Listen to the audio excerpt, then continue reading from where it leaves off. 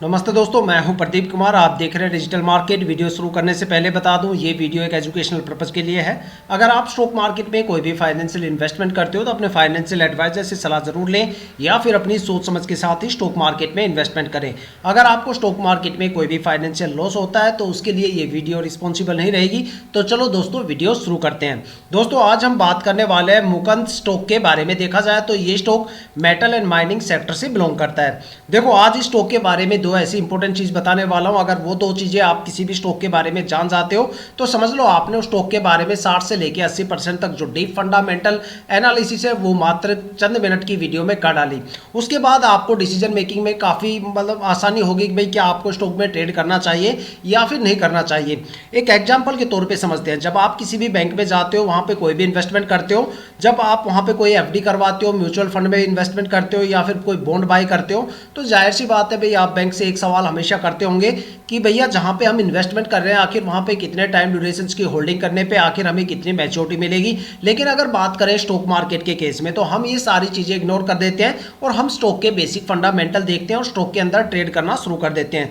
जब हम स्टॉक के अंदर ट्रेड करते हैं या स्टॉक ले लेते हैं तब काफी ज्यादा सवालों के घेरे हमें हमारे चारों तरफ फैल जाते हैं। भाई हमें ये लगने लगता है भाई क्या स्टॉक में हमें जो ट्रेड करना चाहिए था या नहीं करना चाहिए था, क्या ये स्टॉक शॉर्ट टर्म में प्रॉफिटेबल है या नहीं है, या फिर स्टॉक में आखिर कितने कितने टाइम ड्यूरेशन की होल्डिंग करने पे क्या रिटर्न मिलेगा। ये सारी चीजें हमें इन्वेस्टमेंट करने के बाद याद आती है, जबकि ये सारी चीजें हमें याद आनी चाहिए स्टॉक के अंदर ट्रेड करने से पहले।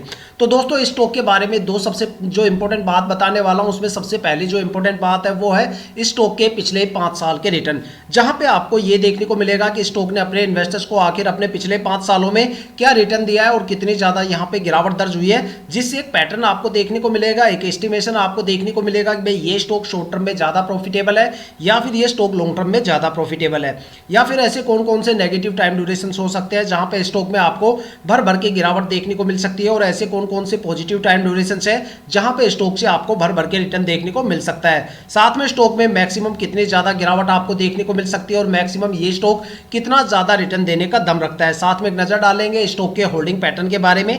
कुछ बारीकियां हैं जो मैं आपके साथ शेयर करना चाहूंगा होल्डिंग पैटर्न को लेके। साथ में एक निष्कर्ष तक पहुंचने की कोशिश करेंगे कि क्या हमें स्टॉक में ट्रेड करना चाहिए या फिर नहीं करना चाहिए। आपके काफी ज्यादा सवालों के जवाब इस वीडियो में छुपे हुए हैं। वीडियो को पूरा जरूर देखिएगा। आई होप कि यहां से आपको काफी ज्यादा वैल्यूएबल इंफॉर्मेशन देखने और सुनने को मिलने वाली है। तो चलो दोस्तों, वीडियो शुरू करते हैं।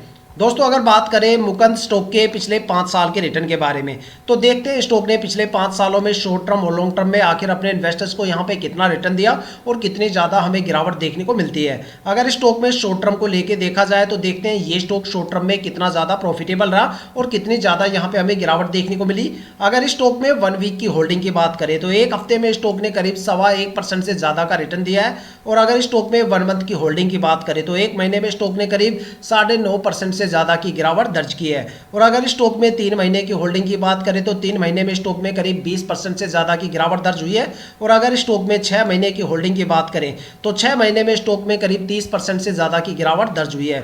और अगर स्टॉक में 9 मंथ की होल्डिंग की बात करें तो 9 महीने में स्टॉक में करीब 33% से ज्यादा की गिरावट दर्ज हुई है। और अब बात करने वाले हैं स्टॉक के लॉन्ग टर्म के बारे में। देखते हैं लॉन्ग टर्म में अलग अलग टाइम ड्यूरेशन की होल्डिंग करने पे आखिर हमें स्टॉक से कितना रिटर्न देखने को मिलता है और कितना यहाँ पे गिरावट देखने को मिलती है। अगर स्टॉक में लॉन्ग टर्म में 1 ईयर की होल्डिंग की बात करें तो एक साल में स्टॉक में करीब 42% से ज्यादा की गिरावट दर्ज हुई है। और अगर स्टॉक में 2 साल की होल्डिंग की बात करें तो 2 साल में स्टॉक ने 9% से ज्यादा की गिरावट दर्ज की है। अगर स्टॉक में 3 साल की होल्डिंग की बात करें तो 3 साल में स्टॉक ने करीब 11.5% से ज्यादा की गिरावट दर्ज की है।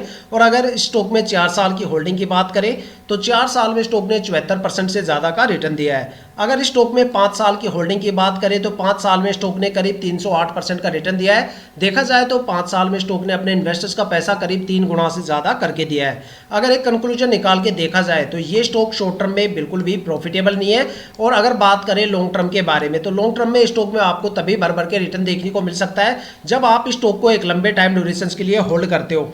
अगर देखा जाए तो लॉन्ग टर्म के सबसे बेस्ट टाइम ड्यूरेशन की अगर बात करें तो यहाँ पे 5 साल का टाइम ड्यूरेशन है, जहां पे स्टॉक ने करीब 308% का एक अच्छा खासा रिटर्न दिया है। अगर स्टॉक में आप ये सोच के इन्वेस्टमेंट कर रहे हो कि भाई 2-4 महीने या 6-7 महीने हम यहाँ पे होल्ड करेंगे और एक अच्छा खासा रिटर्न गेन करके स्टॉक से चले जाएंगे, तो भाई ऐसी गलती बिल्कुल भी मत करना, क्योंकि इतने कम टाइम ड्यूरेशन के लिए ये स्टॉक बिल्कुल भी प्रॉफिटेबल नहीं है, बल्कि यहाँ पे आपको 9% से लेके 33% तक एक अच्छी खासी भर भर के गिरावट का सामना करना पड़ सकता है। अगर बात करें स्टॉक में एक पॉजिटिव मोमेंटम की, तो पॉजिटिव मोमेंटम के लिए स्टॉक को आपको कम से कम 3.5 या 4 साल के लिए होल्ड करना पड़ेगा, तब जाके आपको स्टॉक से एक अच्छा खासा रिटर्न देखने को मिल सकता है, एक अच्छा खासा पॉजिटिव मोमेंटम आपको देखने को मिल सकता है। अगर आप स्टॉक को 3 साल या 3 साल से कम टाइम ड्यूरेशन के लिए होल्ड करते हो तो स्टॉक में आपको एक बड़ी गिरावट देखने को मिल सकती है। देखा जाए तो ये स्टॉक शॉर्ट टर्म में बिल्कुल भी प्रॉफिटेबल नहीं है, लॉन्ग टर्म में ये ज्यादा प्रॉफिटेबल है। लॉन्ग टर्म में स्टॉक को जब आप 4 या 5 साल के लिए होल्ड करोगे तब एक अच्छा खासा रिटर्न यहाँ पे आपको देखने को मिलेगा। ये सारी चीजें मैं नहीं बोलता, ये स्टॉक के पिछले 5 साल के रिटर्न बोल रहे हैं। अगर बात देखा जाए तो ये सारे रिटर्न आप किसी भी फाइनेंशियल वेबसाइट वगैरह पे भी चेक कर सकते हो और अपनी ब्रोकरेज एप्लीकेशन पे भी आप चेक कर सकते हो। अब बात करने वाले हैं, देखो ये थे स्टॉक के पिछले 5 साल के रिटर्न के बारे में, लेकिन यहाँ पे हमारा एक सवाल अभी भी अधूरा रह जाता है कि क्या हमें स्टॉक में ट्रेड करना चाहिए या फिर नहीं करना चाहिए। देखो जो स्टॉक के रिटर्न होते हैं वो अनसर्टेन होते हैं। हो सकता है कि भाई स्टॉक ने पिछले 3 सालों में कोई खास रिटर्न नहीं दिया, एक बड़ी गिरावट यहाँ पे देखने को मिली है, लेकिन हो सकता है कि भाई आने वाले टाइम में ये स्टॉक एक अच्छा खासा रिटर्न दे दे, या फिर आने वाले टाइम में स्टॉक में एक बड़ी गिरावट भी आपको देखने को मिल सकती है। लेकिन इन सारे सवालों के जवाब हमें मिलेंगे जब हम स्टॉक का होल्डिंग पैटर्न और चेक करेंगे। अगर आप स्टॉक के पिछले 5 साल के रिटर्न चेक कर लेते हो और होल्डिंग पैटर्न चेक कर लेते हो, तब जाके आपके सारे कॉन्सेप्ट यहाँ पे क्लियर हो जाते हैं। अब देखते हैं कि भाई होल्डिंग पैटर्न क्या बोलता है, लेकिन होल्डिंग पैटर्न बताने से पहले मैं यहाँ पे कुछ बारीकियां बताना चाहूंगा कि होल्डिंग पैटर्न की बारीकियां क्या होती है।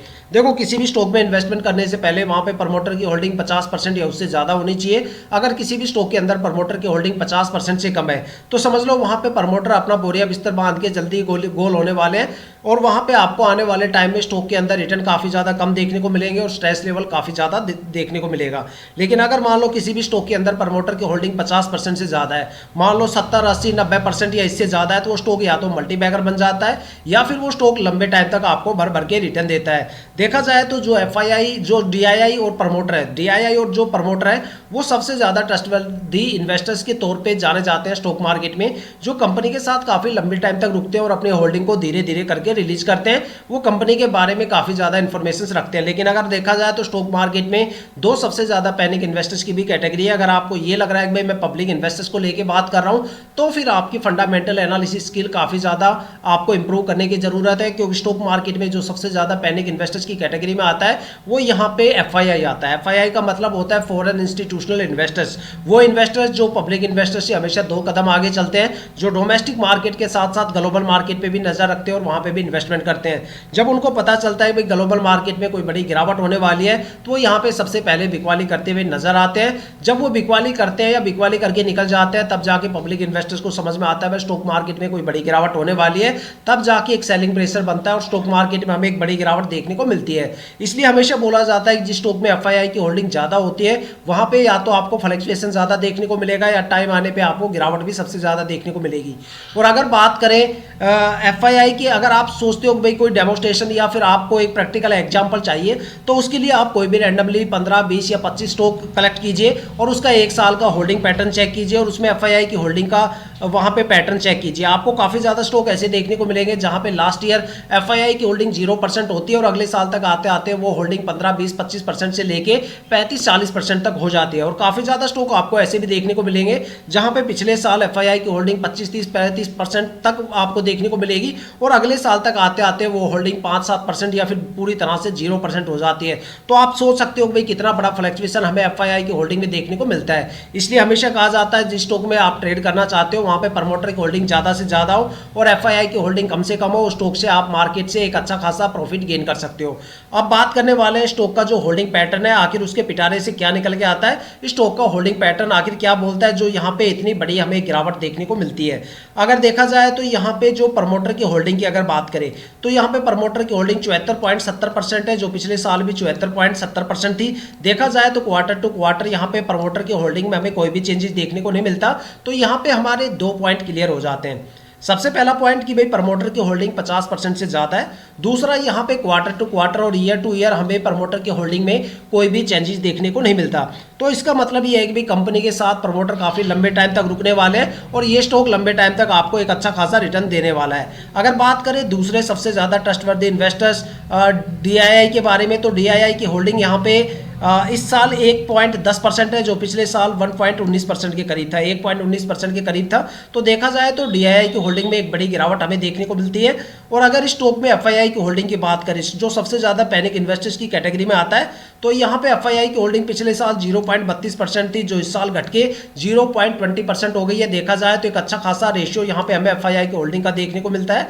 और अगर पब्लिक इन्वेस्टर्स की बात करें तो यहाँ पे पिछले साल पब्लिक इन्वेस्टर्स 15.21% थे, जो इस साल घट के 15.16% हो गए। जाहिर सी बात है भाई, पब्लिक इन्वेस्टर्स की यहाँ पे गिरावट हुई है क्योंकि स्टॉक ने काफी टाइम से कोई अच्छा खासा रिटर्न नहीं दिया। स्टॉक में पिछले 3 साल से एक अच्छी खासी यहाँ पे गिरावट हमें देखने को मिलती है। देखा जाए तो होल्डिंग पैटर्न स्टॉक का काफी अच्छा है। प्रमोटर की होल्डिंग 50% से ऊपर है। प्रमोटर लगातार अपनी होल्डिंग को मेंटेन करके चल रहे हैं। साथ में DII की होल्डिंग का रेशियो भी काफी अच्छा है और FII की होल्डिंग का भी काफी अच्छा रेशियो है और पब्लिक इन्वेस्टर्स की होल्डिंग का भी काफी अच्छा रेशियो है। फिर भी स्टॉक के अंदर एक बड़ी गिरावट हमें देखने को मिलती है। स्टॉक ने पिछले 3 साल से कोई अच्छा खासा रिटर्न यहाँ पे नहीं दिया।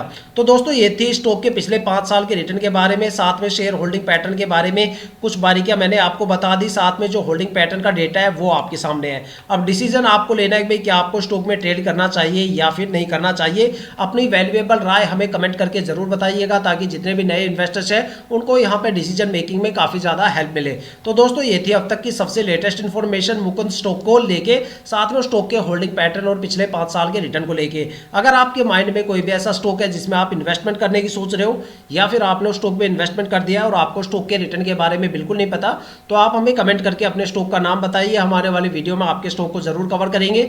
अगर आप इस वीडियो या चैनल पर नए हो तो चैनल को सब्सक्राइब जरूर कीजिएगा, ताकि हम जितने भी डीपली एनालिसिस करके आप लोगों के लिए वीडियो लेके आते हैं उसकी नोटिफिकेशन आप तक सबसे पहले पहुंचे, ताकि आप स्टॉक मार्केट के हर पहलू से रूबरू रहे, अपने आप को अपडेट और अपग्रेड करते रहे। इसी के साथ ये वीडियो समाप्त करते हैं। मिलते हैं नेक्स्ट वीडियो के साथ।